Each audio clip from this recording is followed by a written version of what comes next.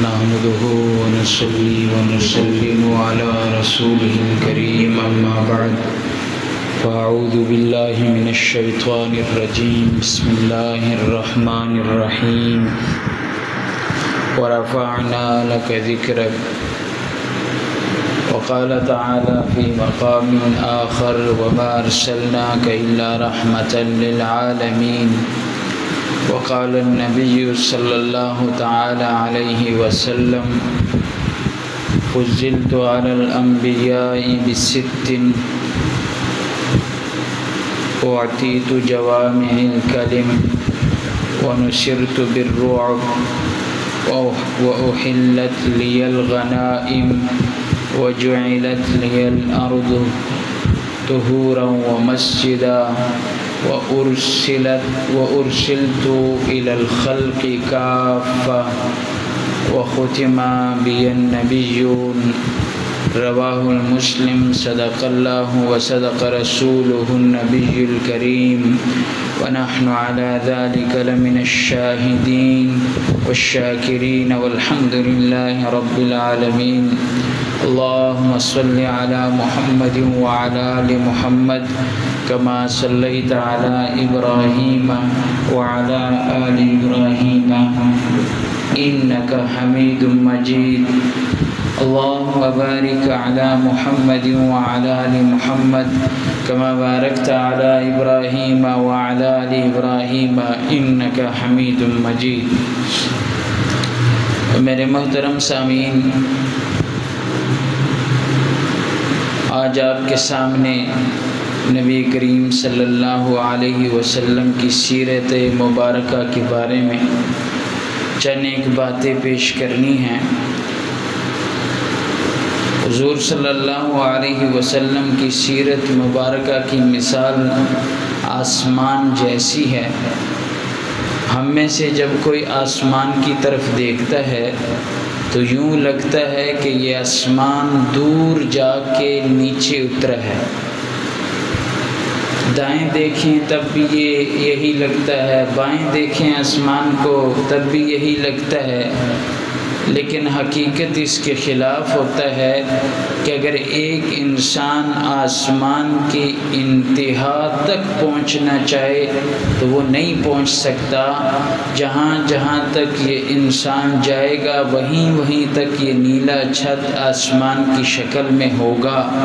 اسی طرح ہمارے اور آپ کے پیارے آقا امام الانبیاء رحمت للعالمین حضرت محمد الرسول اللہ صلی اللہ علیہ وسلم کی سیرت مبارکہ ہے کہ حضور صلی اللہ علیہ وسلم کی سیرت پر جتنے بھی مفسرین، محدثین، مؤدبین، خطباء، مقررین بیان فرمائیں وہ ختم نہیں ہو سکتا. جس طرح آسمان کی کوئی انتہا نہیں، اسی طرح میرے محمد مصطفیٰ کی سیرت کی بھی کوئی انتہا نہیں. میرے محترم سامعین، قرآن اٹھا لیجئے، جگہ جگہ میرے حضور، میرے محبوب نبی کائنات صلی اللہ علیہ وسلم کے تذکرے موجود ہیں. اللہ تعالیٰ کبھی یوں ارشاد فرماتا ہے وَرَفَعْنَا لَكَ ذِكْرَكَ، کبھی ارشاد فرماتا ہے وَلَسَوْفَ يُعْطِيكَ رَبُّكَ فَتَرْضَىٰ، کبھی ارشاد فرماتا ہے کہ وَمَا أَرْسَلْنَاكَ إِلَّا رَحْمَةً لِلْعَالَمِينَ، کبھی ارشاد فرماتا ہے کہ اِنَّا أَرْسَلْنَاكَ شَاهِدًا وَمُبَشِّرًا وَنَذِيرًا.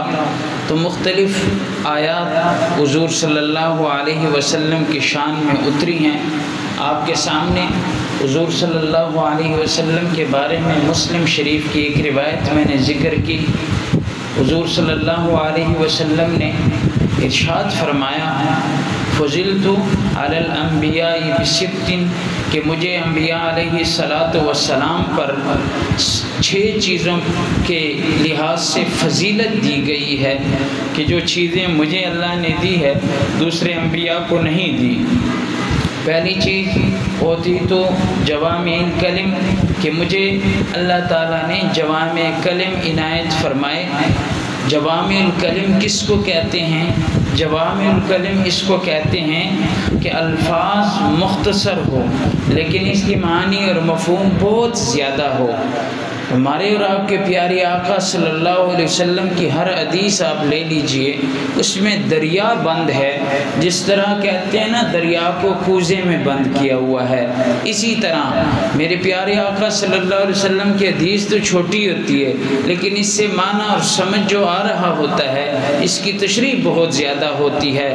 یہاں تک حضور صلی اللہ علیہ وسلم نے کسی سے علم حاصل نہیں کیا، حضور صلی اللہ علیہ وسلم کو اپنے والد نے علم نہیں سکھایا، حضور صلی اللہ علیہ وسلم کو کسی استاد نے علم نہیں سکھایا، میرے محبوب کو اللہ نے ڈائریکٹ علم دیا، علم بھی ایسا دیا کہ ارشاد فرما دیا کہ جوامع الکلم عنایت فرما دیا۔ سینکڑوں مسائل ایک ایک احادیث سے اخذ ہوتے ہیں۔ فقہاء کرام محدثین اعظام ایک ایک حدیث سے سینکڑوں مسائل کا استنباط کرتے ہیں۔ چنانچہ علامہ ابن دقیق رحمۃ اللہ علیہ نے ایک حدیث کہ امرنا رسول اللہ صلی اللہ علیہ وسلم بالسبع ونہانا رسول اللہ صلی اللہ علیہ وسلم بالسبع، اس ایک حدیث سے علامہ ابن دقیق رحمۃ اللہ علیہ نے 450 مسائل کا استنباط کیا ہے۔ تو میرے محبوب صلی اللہ علیہ وسلم کی ایک فضیلت یہ ہے کہ فرمایا دوسرے انبیاء پر مجھے پہلی فضیلت جو حاصل ہے اوتیت جوامع الکلم، کہ اللہ تعالیٰ نے مجھے جوامع الکلم جیسے الفاظ عنایت فرمائے ہیں۔ فرمایا دوسری فضیلت نصرت بالرعب، کہ دوسروں پر میرا رعب اتنا ہوتا ہے کہ کافر میری رعب کی وجہ سے کانپنے لگتے ہیں اور ہار تسلیم کر لیتے ہیں۔ حضور صلی اللہ علیہ وسلم کا اتنا رعب تھا، اللہ تعالیٰ نے حضور کا رعب سب کے دلوں میں ڈال دیا۔ فرمایا مجھے دوسرے انبیاء پر یہ فضیلت حاصل ہے کہ میری مدد کی گئی ہے بالرعب، رعب کے ساتھ۔ چنانچہ ایک غزوہ سے ہمارے پیارے آقا صلی اللہ علیہ وسلم تشریف لا رہے تھے، راستے میں قیلولے کے لیے ایک درخت کے نیچے لیٹے، اپنی تلوار مبارک اوپر لٹکائی، ایک کافر آیا چھپ چھپ کے، حضور کی آنکھ لگ گئی تھی، پیارے آقا صلی اللہ علیہ وسلم کی اسی تلوار کو لے کر جب نیام سے نکالی اور حضور کے سر کے اوپر کھڑے ہو گئے، ہمارے پیارے آقا صلی اللہ علیہ وسلم کی آنکھ کھلی، جب دیکھا کہ ایک غیر مسلم کے ہاتھ میں تلوار ہے اور وہ یوں کہہ رہا تھا من یمنعک منی، بتا آج تجھے مجھ سے کون بچائے گا، یہ بات کہنی تھی۔ ہمارے اور آپ کے پیارے آقا صلی اللہ علیہ وسلم نے فرمایا، ارشاد فرمایا اللہ، کیا آج مجھے اللہ بچائے گا؟ اللہ کا نام لینا تھا، کافر کے ہاتھ سے وہ تلوار نیچے گر گئی، کانپنے لگے، حضور نے وہ تلوار اٹھا لی، جب تلوار اٹھائی تو حضور نے یہی جملے دہرائے، اب بتا من یمنعک منی، تجھے کون بچائے گا؟ جب اس نے یہ الفاظ سنے تو آہوزاری کرنے لگے کہ آپ تو بڑے اچھے اخلاق کے مالک ہیں، آپ تو محمد الرسول اللہ ہیں۔ تو میرے نبی نے اس وقت اسے معاف کر دیا۔ تو میرے اور آپ کے پیارے آقا صلی اللہ علیہ وسلم کا رعب اتنا کہ صرف اللہ کا لفظ کہنا تھا اس پہ تری تاری ہو گئی، کانپنے لگے اور وہ تلوار اس کافر کے ہاتھ سے نیچے گر گئی۔ حضور صلی اللہ علیہ وسلم نے فرمایا کہ مجھے دوسرے انبیاء پر 6 چیزوں میں فضیلت حاصل ہے، ان میں سے دوسری چیز نصرت بالرعب، کہ اللہ تعالیٰ نے میرا رعب کافروں کے دلوں میں ڈال دیا. جب میرا تذکرہ ہوتا ہے تو کافر کانپنے لگتے ہیں. فرمایا تیسری چیز کہ انبیاء علیہ الصلاۃ والسلام پر مجھے فضیلت حاصل ہے. فرمایا تیسری چیز جو ہے وہ احلت لی الغنائم، میرے لیے رب کائنات نے غنیمتوں کو حلال کر دیا، میری امت کے لیے حلال کر دیا. کیسے؟ اس سے پہلے امتوں کی اگر آپ ہسٹری اٹھا کے پڑھ لیں، کتابوں میں یہ بات لکھی ہوئی ہے کہ ان کے لیے مال غنیمت حلال نہیں تھا. جب بھی وہ کافروں کے ساتھ لڑتے، کافروں سے کوئی مال حاصل کیا جاتا، اس مال کو پہاڑیوں پر رکھ دیا جاتا، صدقے کی غرض سے اللہ آگ بیچتا اور اس مال کو کھا جاتا، آگ اس کو جلا دیتی تھی. لیکن میرے پیارے اور آپ کے پیارے آقا صلی اللہ علیہ وسلم نے ارشاد فرمایا دوسرے انبیاء پر مجھے یہ بھی فضیلت حاصل ہے کہ اللہ تعالیٰ نے میرے لیے مال غنیمت کو حلال کر دیا. اب ہم مال غنیمت خود بھی استعمال میں لا سکتے ہیں، اور تا قیامت اس امت کے لیے جب بھی وہ کافروں سے لڑے ان سے مال غنیمت حاصل ہو جائے. اللہ نے محبوب کل کائنات کی خاطر ہمارے لیے بھی مال غنیمت کو حلال کر دیا. حضور صلی اللہ علیہ وسلم نے ارشاد فرمایا کہ مجھے دوسرے انبیاء پر 6 چیزوں میں فضیلت حاصل ہے. اس میں سے چوتھی چیز فرمایا وَجُعِلَتْ لِيَ الْأَرْضُ طُهُورًا وَمَسْجِدًا، کہ اللہ نے میرے لیے پوری زمین کو پاک بنا دیا، وَمَسْجِدًا، اور سجدہ لگانے کی جگہ بنا دی. یہ اللہ تعالیٰ کی نوازش ہے. پہلی شریعتوں میں یہ قانون تھا کہ جب بھی عبادت کا ٹائم ہوا کرتا تو حکم یہ ہوتا کہ جلدی جلدی اپنے عبادت خانوں میں پہنچو. رب نے تمہاری عبادت قبول کرنی ہے تو جا کر عبادت خانے میں جا کر عبادت قبول کرنی ہے، باہر تمہاری عبادت قبول نہیں ہو سکتی. لیکن قربان جاؤں پیغمبر کل کائنات رحمت للعالمین سے کہ اللہ نے یہ فضیلت ان کو بخشی، ان کے واسطے سے امت کو بخشی کہ جہاں کہیں بھی نماز کا ٹائم ہو جائے تمہارے لیے پوری زمین مسجد ہے، تمہارے لیے پوری زمین پر سجدہ لگانا جائز ہے. جہاں پر نماز کا ٹائم ہو جائے وہیں پہ تم لوگ نماز ادا کر لو، میں رب قبول کر لوں. صرف اتنی بھی بات نہیں، محبوب نبی کریم صلی اللہ علیہ وسلم نے ارشاد فرمایا کہ دوسرے انبیاء کے پر مجھے 6 چیزوں میں فضیلت حاصل ہے. وَجُعِلَتْ لِيَ الْأَرْضُ طُهُورًا، اس زمین کو میرے لیے پاک کر دیا گیا. سبحان اللہ. میرے اور آپ کے پیارے آقا صلی اللہ علیہ وسلم کی یہ فضیلت اور مرتبت ہے، یہ شان ہے، یہ مقام ہے کہ اللہ نے محبوب علیہ الصلوۃ والسلام کو بھیج دیا. اور صرف یہ نہیں کہ انسانوں کو پاک کر دیا بلکہ بھیج کر ارشاد فرما دیا کہ محبوب تیری وجہ سے پوری دھرتی زمین کو پاک کر دیا.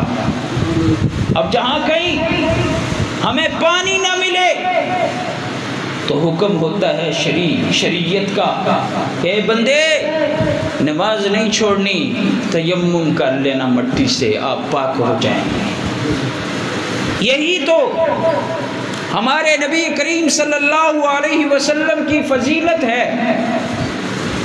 اب پوری دنیا میں دیکھا جائے یا تو پانی ہوگا یا مٹی ہوگی. پانی ہے تو وضو کر لیں، طہارت حاصل کر لیں پانی سے، پانی نہیں ہے تو مٹی میسر ہوگی تو مٹی سے آپ تیمم کر لیں، پاکی حاصل کر لیں اور نماز ادا کر لیں. حضور صلی اللہ علیہ وسلم نے ارشاد فرمایا فضلت علی الانبیاء بست، مجھے دوسرے انبیاء پر 6 چیزوں میں فضیلت حاصل ہے. ان میں سے 5ویں چیز وَأُرْسِلْتُ إِلَى الْخَلْقِ كَافَّةً، فرمایا دوسرے انبیاء کو اللہ نے مبعوث کیا ہے، بھیجا ہے، لیکن دوسرے نبی کوئی نبی کسی قوم کے لیے اللہ نے اس کو بھیجا، کسی نبی کو اللہ نے کسی ایک علاقے کے لیے مبعوث فرمایا، کسی نبی کو اس سے بڑی جگہ کے لیے مبعوث فرمایا، لیکن جب ہمارے اور آپ کے پیارے آقا صلی اللہ علیہ وسلم کی باری آئی تو کوئی قوم مختص نہیں کی، کوئی علاقہ مختص نہیں کیا، کوئی دھرتی مختص نہیں کی، بلکہ اللہ نے اعلان فرما دیا جہاں جہاں تک میری ربوبیت ہے اے رحمت اللہ للعالمین وہیں وہیں تک تیری رحمت ہے، جہاں جہاں تک میری خدائی ہے وہاں وہاں تک میرے محبوب کی مصطفائی ہے۔ وَمَا أَرْسَلْنَاكَ إِلَّا رَحْمَةً لِّلْعَالَمِينَ، محبوب کو رحمت للعالمین کہا، اللہ نے اپنے لیے الحمدللہ رب العالمین کہا کہ میں رب ہوں عالمین کا، اور میرے محبوب رحمت ہے عالمین کے لیے۔ فرمایا میری فضیلت دوسرے انبیاء کے مقابلے میں یہی ہے، وَأُرْسِلْتُ إِلَى الْخَلْقِ كَافَّةً، مجھے اللہ نے پوری مخلوق کے لیے نبی بنا کر بھیج دیا۔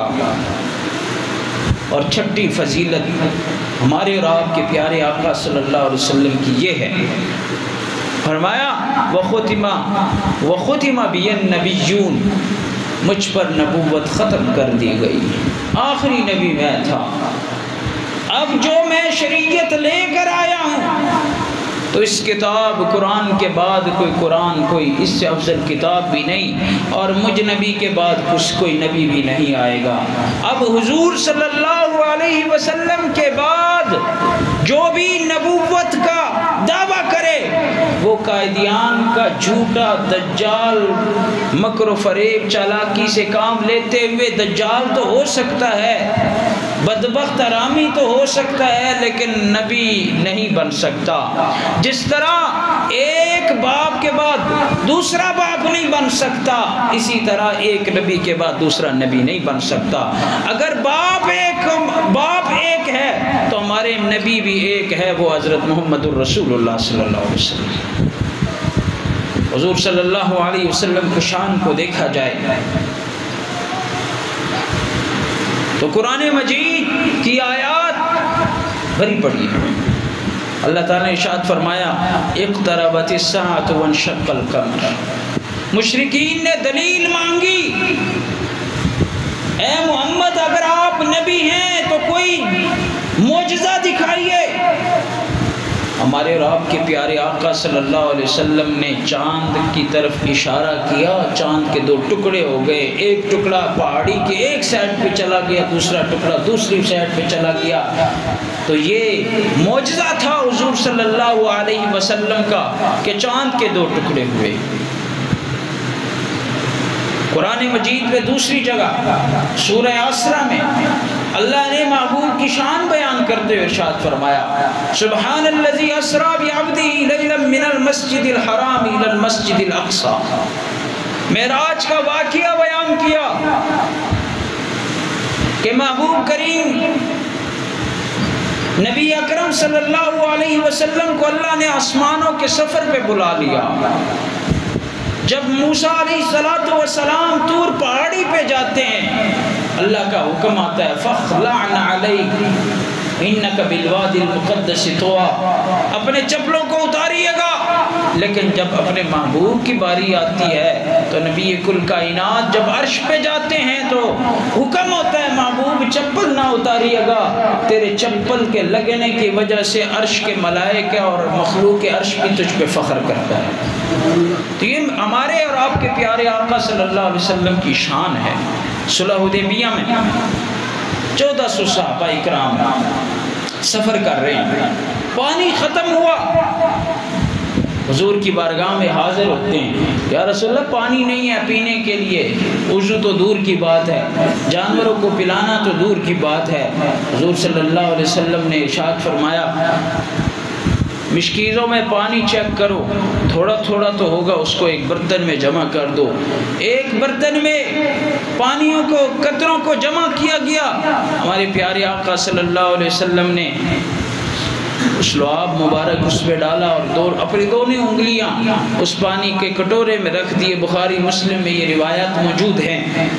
کٹورے میں اپنی دونوں انگلیاں رکھ دی، اللہ تعالیٰ نے دونوں انگلیوں سے پانی کے چشمے جاری کر دیے۔ صحابہ فرماتے ہیں کہ ہم نے خود بھی پی لیا اور برتن بھی بھر لیے اور جانوروں کو بھی پلایا، اتنا پانی وافر مقدار میں ہوا۔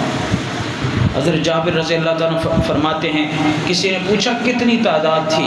اس نے کہا 1400 سے زیادہ تعداد تھی ہماری، لیکن قسم اس اللہ کی جس کے قبضہ قدرت میں میری جان ہے، لاکھوں لوگ بھی ہوتے تو وہ پانی کافی ہو جاتا۔ یہ حضور صلی اللہ علیہ وسلم کی شان ہے۔ صلح حدیبیہ کے موقع پر ایسے معجزات کا ظاہر ہونا۔ خندق کے موقع پہ آئیے گا، ایک بڑی چٹان آئی، چٹان کو توڑنے میں صحابہ اکرام ایڑی چوٹی کا زور لگا کر ناکام رہے۔ حضور کی بارگاہ میں حاضر ہوتے ہیں، یا رسول اللہ چٹان تو بڑی سخت ہے، اس کو کیسے توڑا جائے؟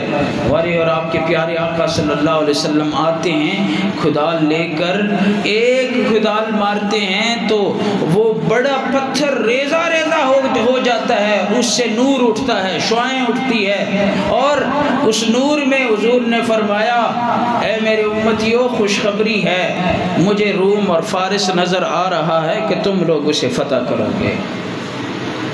توڑ تو ایک پتھر رہے، ایک پتھر کے سامنے سب کھڑے ہیں، لیکن روم اور فارس کی فتح ہونے کی باتیں ہو رہی ہیں۔ چنانچہ امیر المومنین حضرت عمر فاروق رضی اللہ تعالیٰ عنہ کے دور میں روم اور فارس بھی الحمدللہ مسلمانوں کے ہاتھوں میں آ گئے۔ اسی خندق کے موقع پر ہم وہاں پر گئے، حضرت جابر رضی اللہ تعالی عنہ کے اس گھر کو بھی دیکھا۔ خندق کے موقع پہ کوئی کھانا نہیں، کچھ بھی نہیں۔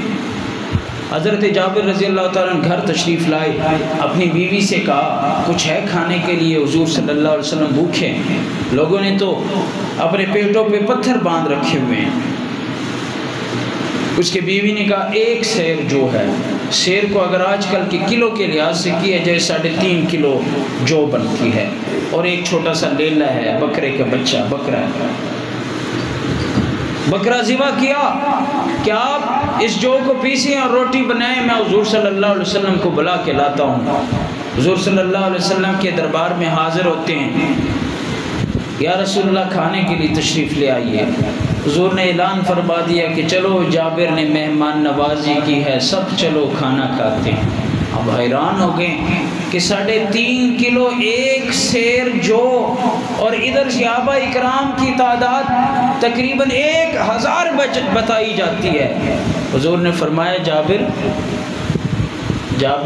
جب تک میں نہ آؤں تو اس ہانڈی کو آگ سے اتارنا نہیں، جب تک میں نہ آؤں۔ تو حضور صلی اللہ علیہ وسلم تشریف لائے اور اس ہانڈی کو کے سرے کو اٹھایا، ڈھکنے کو اٹھایا، اس میں اپنے لعاب مبارک، لعاب دہن ڈال دیا اور فرمایا اسی سے اسی طرح یہ آپ نے ڈالنا ہے، اس کو نیچے آگ سے نہیں اتارنا۔ اور ساتھ ہی وہ جو تھے اس میں بھی لعاب مبارک ڈالا، فرمایا آس پاس کی عورتوں کو بھی بلاؤ کہ آپ کے بیوی کی ہیلپ کرے، مدد کرے، روٹیاں لگانا شروع کر دو۔ صحابہ کرام قسم اٹھاتے ہیں تو 3.5 کلو یہ جو تھے 1000 لوگوں نے آ کر کھانا کھایا۔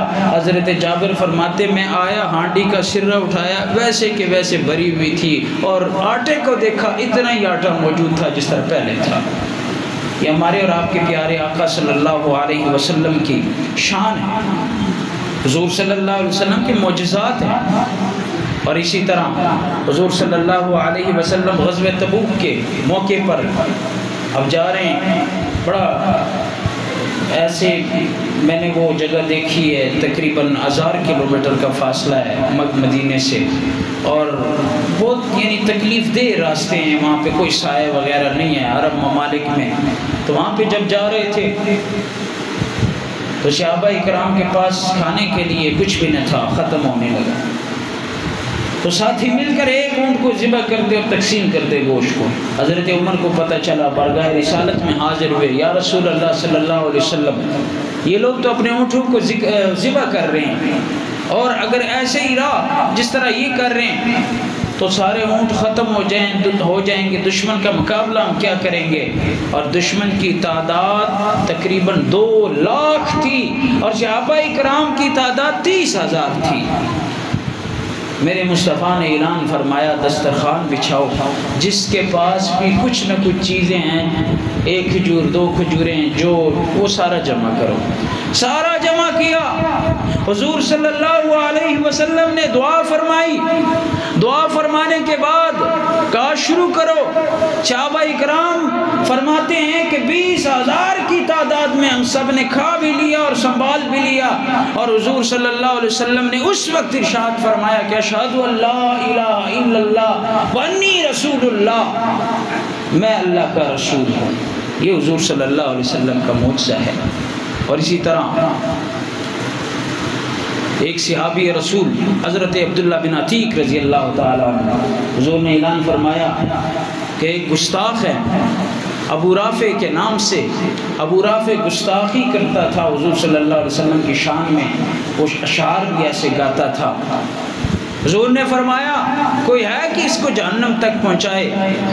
تو صحابی رسول حضرت عبداللہ بن عتیق رضی اللہ تعالیٰ عنہ رات کو گئے، اس نے چھپکے سے ایسے وار کیا کہ تلوار کو آر پار کر دیا اس سے، لیکن وہ جلدی سے باہر نکلا۔ وہ سیڑھیوں سے نیچے اترتے ہوئے اندھیرا تھا، اس نے سوچا کہ میرا پاؤں زمین پر لگ جائے گا، وہ نیچے گر گیا، اس کے پاؤں کی پنڈلی ٹوٹ گئی۔ اس نے امامہ اتارا اور وہ پنڈلی زور زور سے باندھی اور وہیں پہ کے کونے میں بیٹھ گیا، کہنے لگا جب تک میں اس گستاخ کے موت کا اعلان نہ سن لوں اس وقت تک میں نہیں جاؤں گا، میں واپس جا کے وار کروں گا۔ اب چھت پہ چڑھا ایک بندہ جو ابو رافع گستاخ کا کوئی خادم ہوگا، اس نے اعلان کر دیا لوگوں ابو رافع کو قتل کر دیا گیا، اور وہ لنگڑاتا ہوا حضور کی بارگاہ میں پیش ہوا۔ حضور نے پوچھا عبداللہ کیا ہوا ہے؟ عبداللہ نے کہا یا رسول اللہ میں نے تو کام کر دیا ہے، گستاخ رسول کو جہنم پہنچا دیا ہے، لیکن ایسے ایسے میری یہ پنڈلی ٹوٹ گئی ہے، چلنا دشوار ہے۔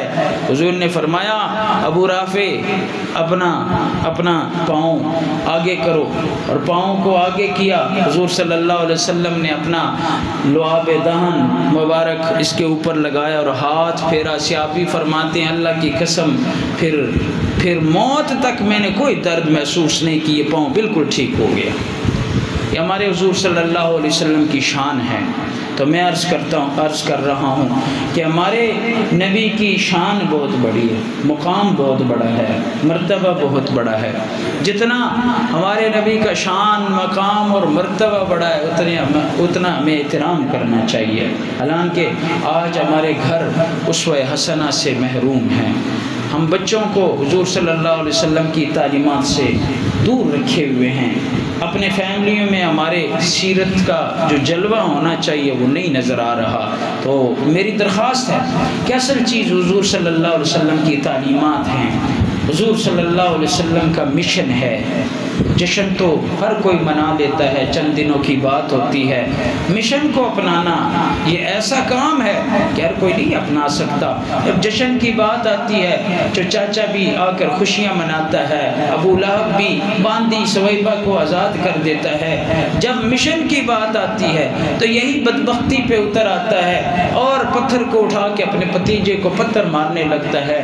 جب مشن کی بات آتی ہے تو حضرت ابو بکر صدیق سارا کچھ قربان کر دیتے ہیں، حضور کے قدموں میں لا کر رکھ دیتے ہیں۔ جب مشن کی بات آتی ہے تو حضرت بلال تمام ظلموں کو برداشت کر لیتے ہیں۔ جب مشن کی بات آتی ہے تو پھر حضرت لبینہ کی چمڑی ادھیڑ دی جاتی ہے، تب بھی حضور کا کلمہ نہیں چھوڑتی۔ کتنے عاشقوں نے قربانیاں دی ہیں، جشن پہ نہیں دی، مشن پہ دی ہیں۔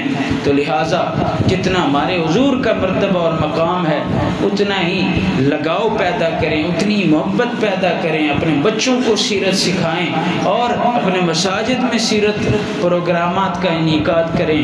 اللہ کریم سے دعا ہے کہ اللہ تعالی ہمیں حضور صلی اللہ علیہ وسلم سے سچی محبت کرنے کی توفیق عنایت فرمائے۔ وآخر دعوانا ان الحمد للہ رب العالمین۔